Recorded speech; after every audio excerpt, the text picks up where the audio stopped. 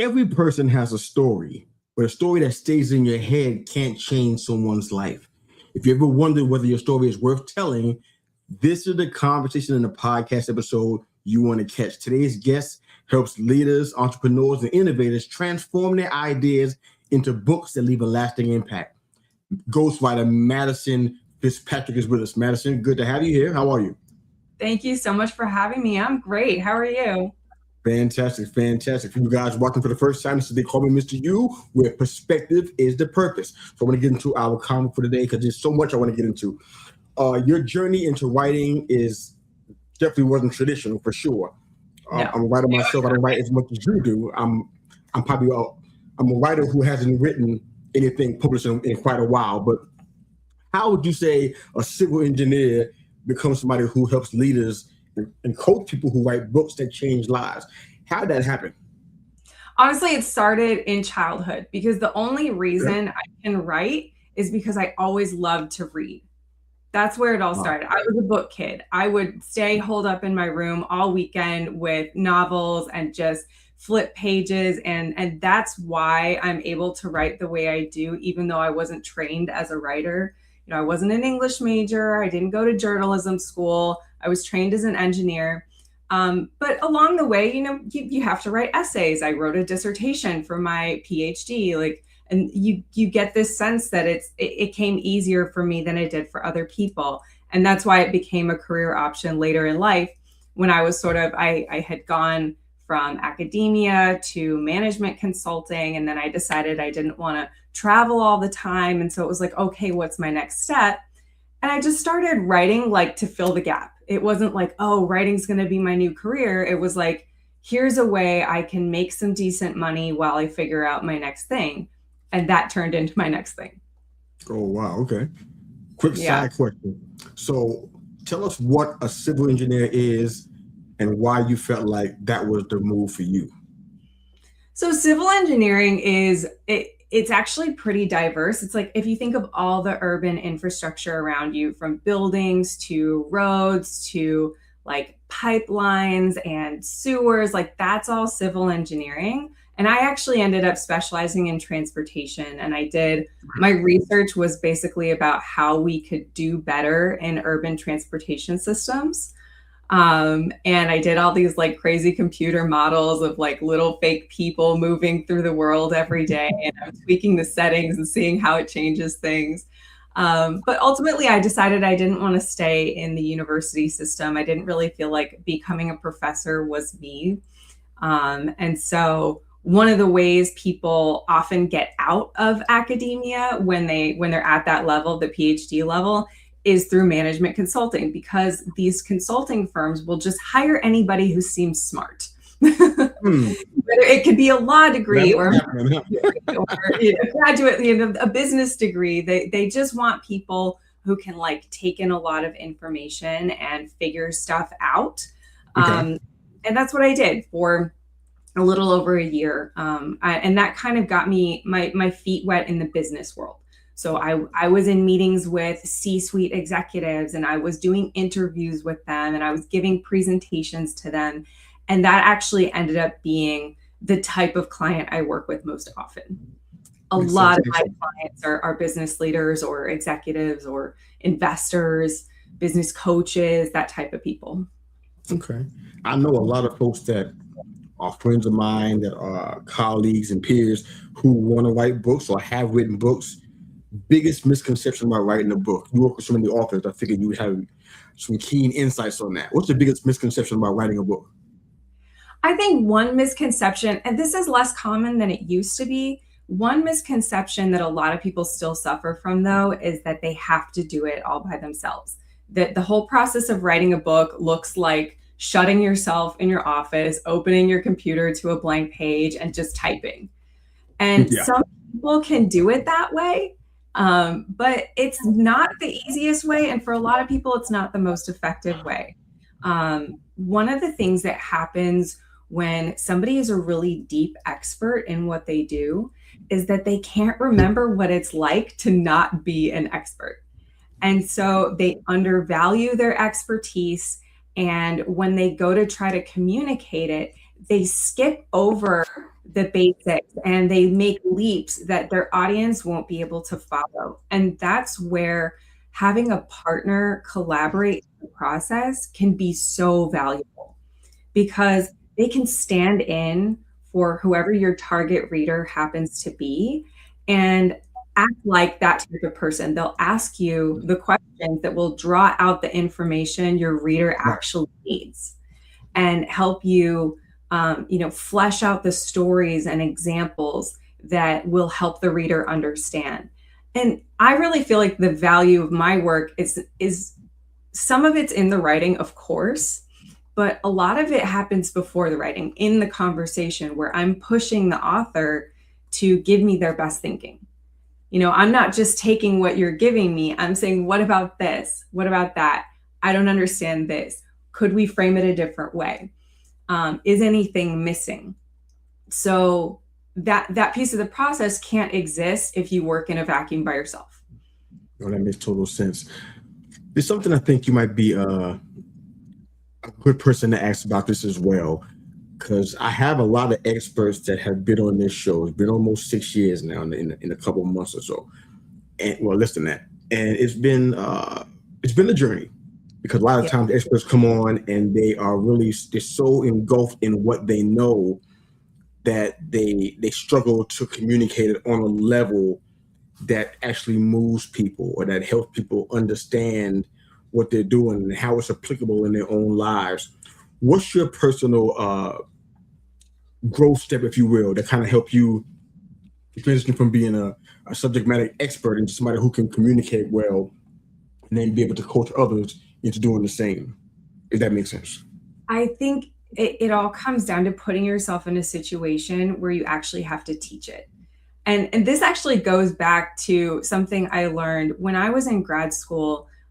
Part of my funding came from a teaching program. So I was working with high schoolers, I worked with middle schoolers, some undergraduates, and I had to learn how to teach. And you've probably heard this before. If you don't really know something until you can teach it to someone else, right? Like, you read it and you think you know it, and you take a test and you pass the test and you think you know it, but then somebody else asks you to help them understand it, and you try to explain and you realize you don't really know it, right? So you have to put yourself in that position of having to explain it to someone else, because that forces you to figure it out at a deeper level and figure out how to communicate it. And sometimes you have to figure out multiple ways to communicate it. This was something I actually learned, crazily enough, in ballet class. I started taking ballet when I was like 19 years old. I was not a childhood dancer. I can't even remember why I did it. I think it probably just sounded like fun.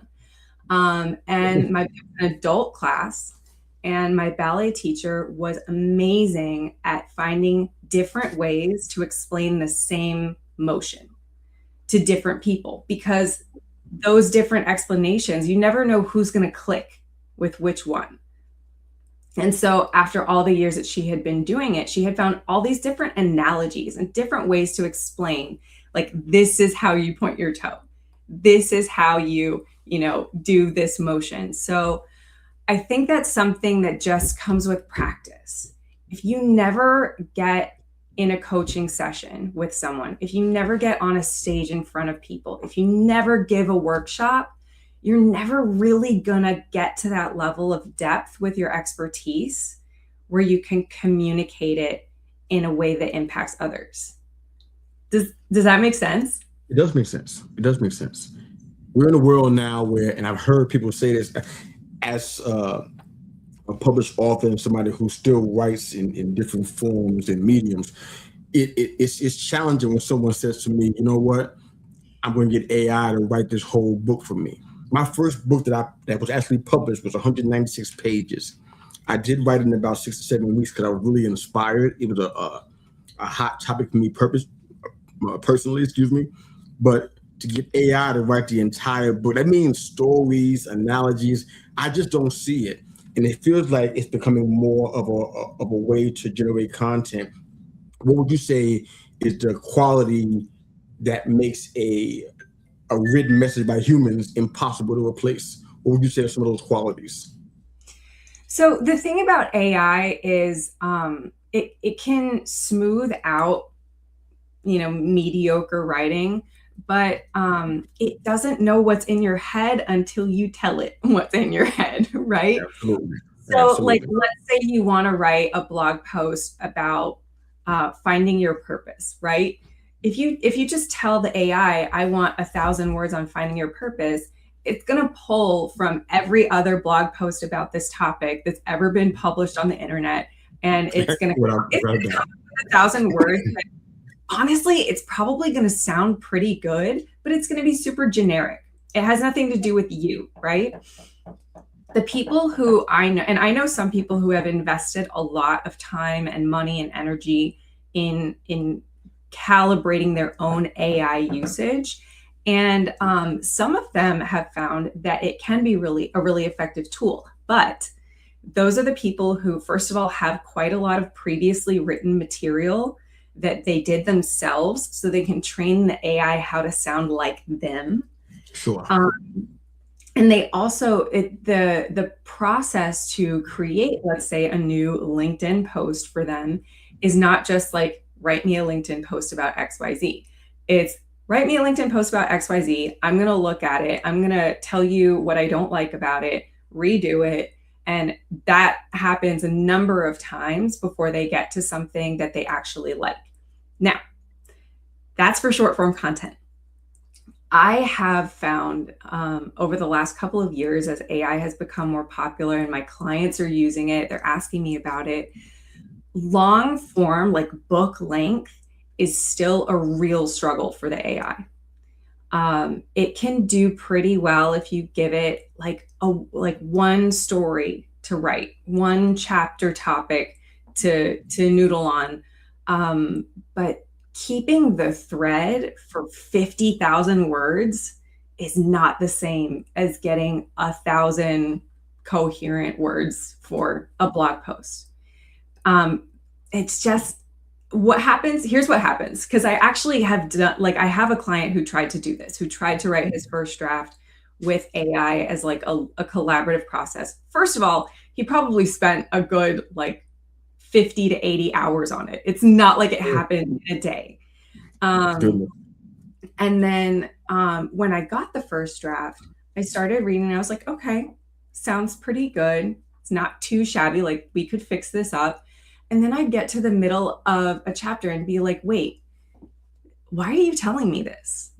Like, I can't remember how this whole thing I'm reading right now connects back to what I was reading before and what the whole message of this book is supposed to be about. Like, the AI lost the thread.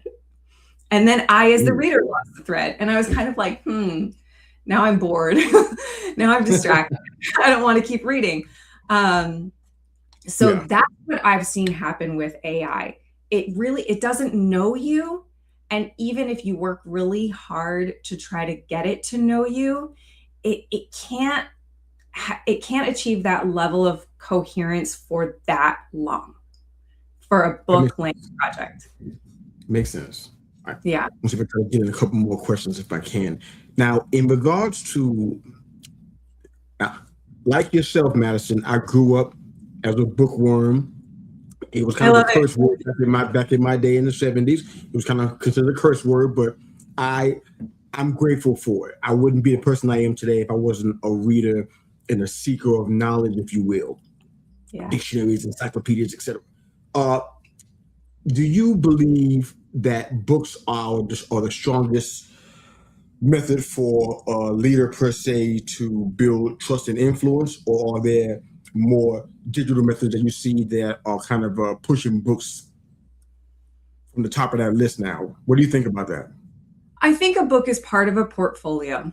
As much as I love a book, and I think the biggest advantage of it is that it can capture an entire body of work in one place that has staying power, because a book stays on a shelf for a long time. It's not like a blog post that kind of disappears, a social media post, even YouTube videos can kind of disappear down the drain. It's this one thing that can capture so much that it becomes like a cornerstone of your content strategy. But at the same time, you have to recognize that, like, where is the audience getting their content these days? Is your audience sitting around reading books, or are they scrolling Instagram and watching reels? Are they on LinkedIn? Like, where is your audience? And you do have to meet that audience where they are, because reading a book is a real investment of a person's time. And they're not usually going to do it the first time they hear of you. So what the way I see books as part of this content portfolio is it is that cornerstone that you can pull from to create shorter form content that brings people into your book. You know, like one book can generate almost like infinite reels, right? You could pull 30 seconds from that book a million times and post them in a way that kind of starts building that trust and bringing people in.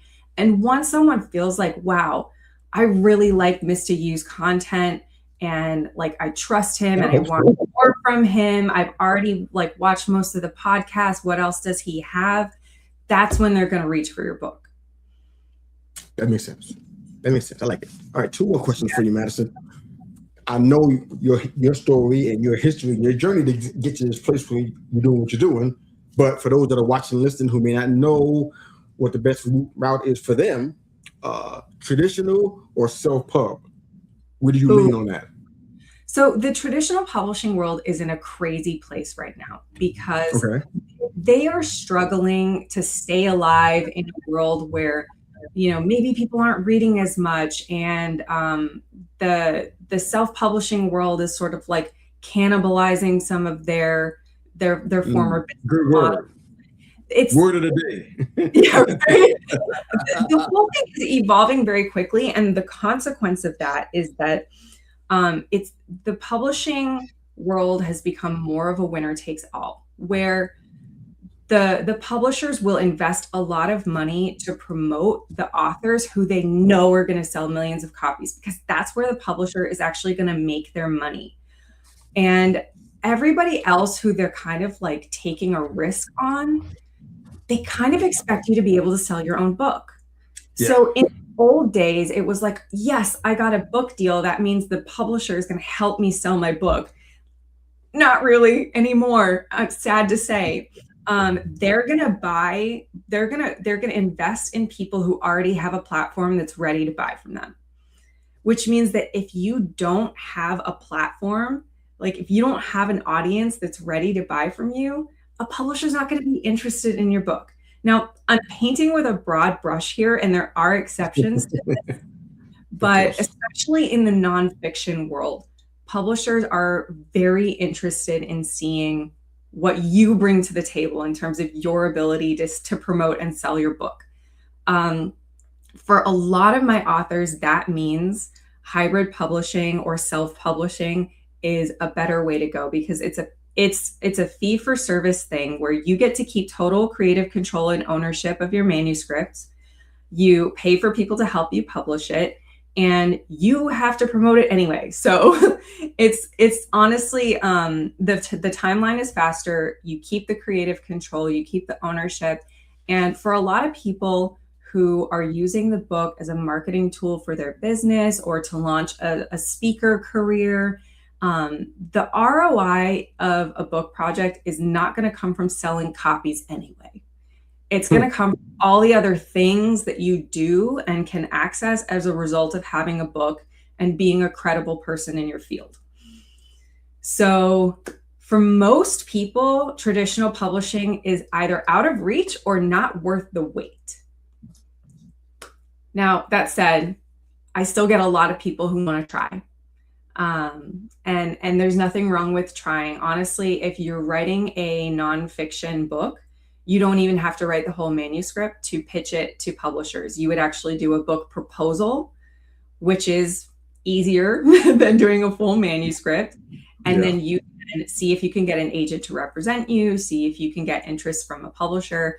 it could be a very long process, and there's a ton of rejection. I mean, there are famous stories, even like J.K. Rowling got rejected by like a dozen or more publishers before somebody gets, right?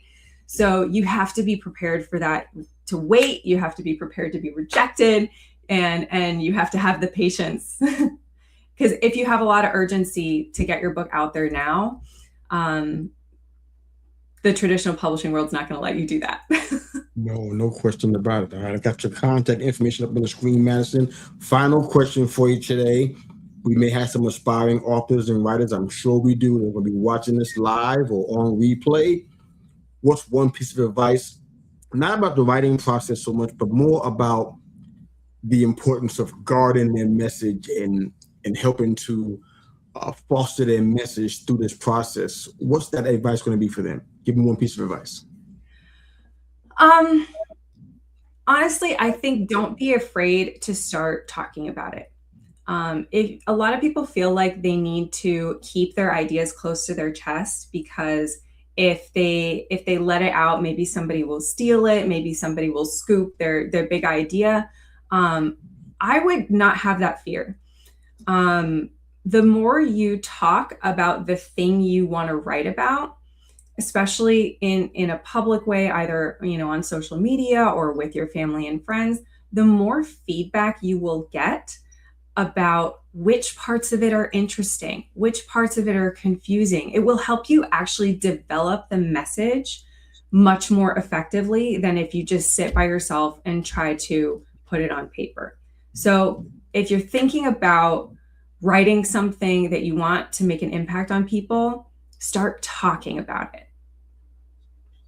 I love it. Thank you so much, ghostwriter and book coach Madison Fitzpatrick. If you guys are watching for the first time and this story or this episode has resonated with you, Madison's information is in the chat, in the comments section as well, and also in the show notes. You can reach out to her, get some tips, maybe perhaps hire her as a ghostwriter.